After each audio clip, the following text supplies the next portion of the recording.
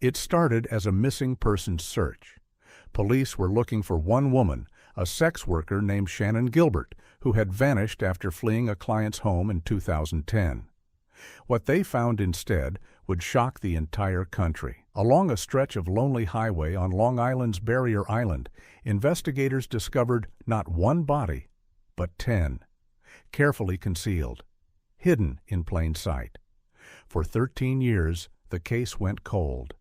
The killer walked free, building a career, raising a family, living a normal life just miles from where the victims lay. This is the story of the Gilgo Beach murders and the double life of the man who committed them. December 2010. Police combing the brush along Ocean Parkway near Gilgo Beach made a grim discovery.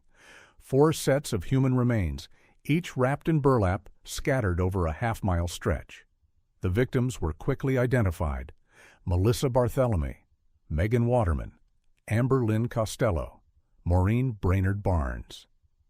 All 4 were young women who had advertised escort services on Craigslist. All 4 had vanished without a trace in the years prior. Months later, the search continued, and more remains surfaced. A child, a toddler, a man in women's clothing, more women. 11 sets of remains in total spread across the area. The nation was horrified. Investigators knew they were looking at the work of a serial killer, likely someone with deep local knowledge of the area. Someone who had done this before. Someone who was very, very careful. The case became known as the Gilgo Beach Murders. The killer, dubbed the Long Island Serial Killer, or LISK, seemed to vanish as quickly as the victims had. For over a decade, the case stalled. Investigators chased hundreds of leads. The FBI got involved. Politicians called press conferences. Victims' families pleaded for answers. But the killer left almost nothing behind. No fingerprints. No witnesses. The burial sites were meticulous, chosen by someone who knew exactly what they were doing. One name surfaced repeatedly as a person of interest: Dr. Peter Hackett, a Long Island physician who had allegedly called Shannan Gilbert's mother after she disappeared. He denied it. Nothing stuck. Years passed. The families of the Gilgo Four, as the first victims became known, grew increasingly frustrated. Some turned to advocacy, pushing for new legislation protecting sex workers. Others simply waited. It seemed like the Long Island serial killer might never be caught. Everything changed with a single strand of hair. In 2021, the Suffolk County District Attorney's Office assembled a dedicated Gilgo Beach task force, a fresh team with fresh eyes and access to cutting-edge forensic tools. They went back to the evidence, all of it. On a piece of burlap used to wrap one of the victims, forensic scientists found DNA. Using genetic genealogy, the same technology that had caught the Golden State Killer, investigators began building a family tree from that DNA. The trail led them to a man named Rex Heuermann, a 59-year-old architect, a husband and father of 2. His firm, RH Consultants and Associates, operated out of Midtown Manhattan, just blocks from Times Square. Surveillance began immediately. Investigators followed him, watched his office, recovered a pizza crust he discarded, and ran DNA from it. It matched. On July 13, 2023, Rex Heuermann was arrested outside his Manhattan office. He was charged with the murders of 3 of the Gilgo Four and named as the prime suspect in a 4th. What investigators uncovered was deeply disturbing. Heuermann had led a meticulous double life. By day, a respected architect who'd worked on projects across New York City.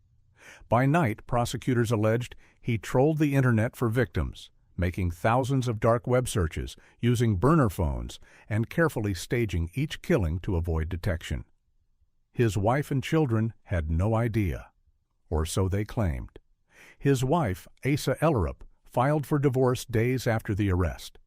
His daughter later appeared in a documentary describing her shock and grief. For years, Heuermann maintained his innocence. His defense attorney argued the evidence was circumstantial, that investigators had the wrong man. The trial was set for September 2026. It never happened. In March 2026, word spread that Heuermann was planning to plead guilty. On April 8, 2026, in a Suffolk County courtroom, he did exactly that. He entered guilty pleas to 3 counts of first-degree murder and 4 counts of second-degree murder. 7 victims. Nearly 2 decades of killing. He also acknowledged responsibility for an 8th victim, Karen Vergata, a 34-year-old Manhattan woman who had vanished in 1994 and had never previously been publicly linked to him. In court, Heuermann admitted to strangling his victims and discarding their bodies on Long Island. He admitted to dismembering some. He offered no explanation. No remorse was reported. The judge accepted his plea.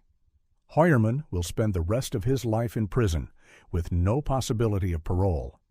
His sentencing is scheduled for June 17, 2026. For the families of the victims, some of whom had waited 16 years for this moment, it was a measure of justice. Not full justice, but something. Melissa Barthelemy, Megan Waterman, Amber Lynn Costello, Maureen Brainerd Barnes, Jessica Taylor, Valerie Mack, Beach Jane Doe, Karen Vergata, 8 women, 8 lives cut short by one man who thought he'd never be caught. The Gilgo Beach case is a reminder that cold cases don't always stay cold, and that behind every file number is a name, a family, and a story that deserves to be told. And if this video moved you, please consider sharing it, because the best thing we can do for these women is make sure they're not forgotten. I'll see you in the next one.